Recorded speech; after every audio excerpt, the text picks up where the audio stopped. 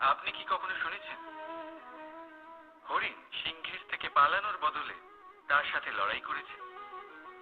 হরিণ সিংহকে আক্রমণ করেছে, কখনো শুনেছেন? কখনো না। কিন্তু এরকম হতেই পারে, এরকম হয়েই থাকে। আর এটা তখনই হয় যখন হরিণের শাবক বিপদে পড়ে। যখন তার সিংহের কবলে পড়ার ভয় থাকে, তখন হরিণীও এসে সিংহের সাথে লড়াই করতে থাকে। কারণ সে একজন মা, আর মা তার সন্তানের জন্য সবকিছু করতে পারে। এ হলো মায়ের স্নেহ, যেটা যত নরম হতে পারে ঠিক ততটাই কঠোরও হতে পারে। আর তার সন্তানের মঙ্গলের জন্য সে ক্রোধের সমস্ত সীমা পার করে তার সন্তানকে রক্ষা করেই ছাড়বে। আর সেই জন্যই তো মাকে সন্তানের জীবনে সব থেকে বড় ঢাল বলা হয়।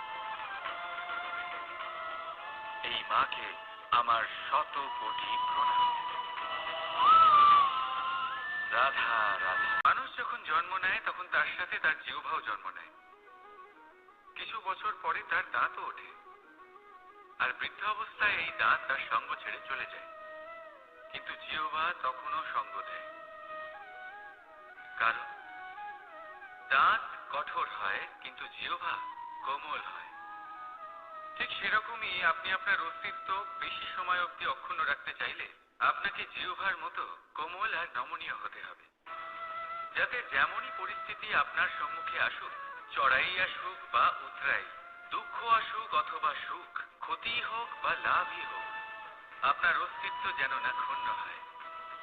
কঠোর হওয়ার ফলে আপনার ভেঙে পড়ার সম্ভাবনা অনেক বেড়ে যায়। সমস্যা যেমনই হোক, দুঃখ আসুক অথবা সুখ, কোমলতার সাথে সাহসের সাথে তার সম্মুখীন হন। রাধা রাধা। মন্থন। আমরা সবাই এটাই জানি যে অমৃত পাওয়ার জন্য সমুদ্র মন্থন করা হয়েছিল, কিন্তু এর পিছনে যে মহান উদ্দেশ্য ছিল তা বেশিরভাগ লোকই বোঝে না।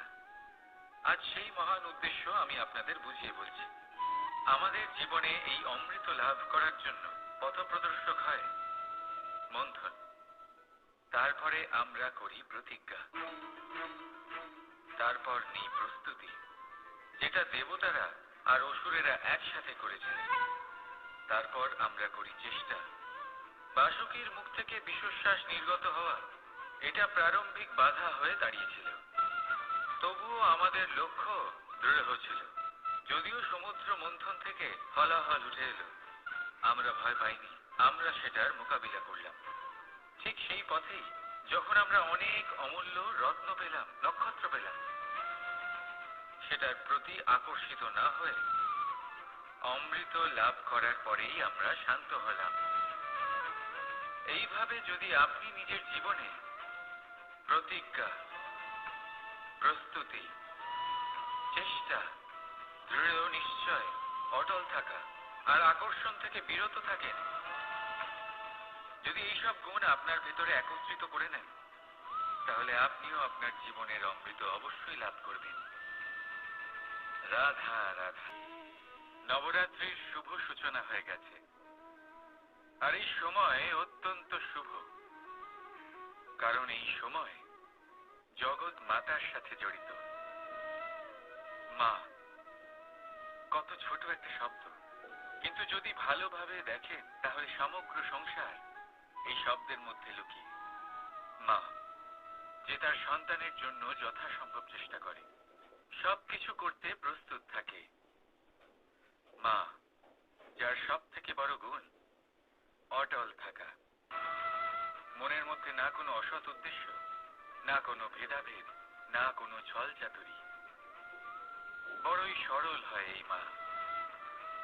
সন্তান যদিও বা মিছে মিছে কেঁদে ওঠে, মায়ের মনে হয় সন্তানের হয়তো সত্যিই খিদে পেয়েছে।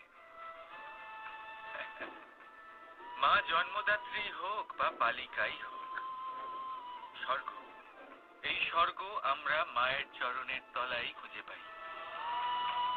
তাই এই মাকে আমাদের শত কোটি প্রণাম।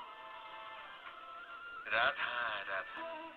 সহনশীলতা মায়ের দ্বিতীয় সব থেকে বড় গুণ। কথায় আছে যে পৃথিবীর থেকে বেশি সহ্য শক্তি আর কারণ নেই। তাকে কর্ষণ করার পরেও পৃথিবী আমাদের ফসল প্রদান করে। কিন্তু মা, এই মা পৃথিবীর থেকে কম কিছু সহনশীল নয়। একবার ভেবে দেখুন, 9 মাস অবধি সন্তানকে নিজের গর্ভে ধারণ করে। এই সহনশীলতা কি কোনো পুরুষ দেখাতে পারবে? এই সহনশীলতা কি কোনো পিতা দেখাতে পারবে? মহিলার মধ্যে যতই শক্তি থাকুক, সহনশীলতার পরিভাষা সে মা হওয়ার পরেই লাভ করে। নিজের অস্তিত্বকে ভুলে গিয়ে সন্তানের অস্তিত্ব তৈরি করে। গর্ভে শিশুর পদাঘাত খেয়েও আনন্দের সাথে তাকে দুধ খাওয়ায়। এই হলো মা। আর এই মা জননীকে আমাদের শত কোটি প্রণাম। রাধা।